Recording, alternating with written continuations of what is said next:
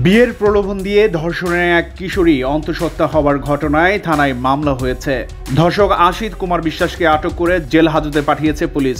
বুধবার বিকেলে তাকে আদালতের মাধ্যমে জেল হাজতে পাঠানো হয়। আটক আশিত মোংলা বন্দর কর্তৃপক্ষের হারবার বিভাগে কর্মরত।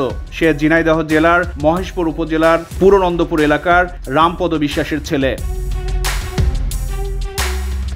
ফরিদপুর রাজেন্দ্র কলেজে অনার্সে পড়ালেখাকালীন সময়ে আসামি আশিতের সাথে মোবাইল ফোনের মাধ্যমে পরিচয় হয় ওই কিশোরীর। এরপর দুজনের মধ্যে প্রেমের সম্পর্ক গড়ে ওঠে। প্রেমের সম্পর্কের সূত্র ধরে স্বামী স্ত্রীর পরিচয়ে খুলনা সহ দেশের বিভিন্ন এলাকায় ভ্রমণও করেছেন তারা।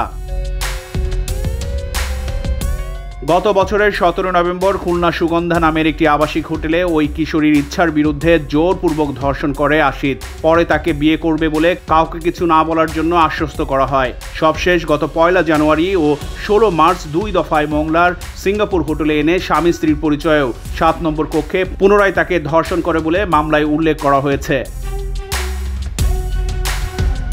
এতে ওই কিশোরী 3 মাসের অন্তঃসত্ত্বা হয়ে পড়লে বিয়ের জন্য চাপ দেয় আশিতকে।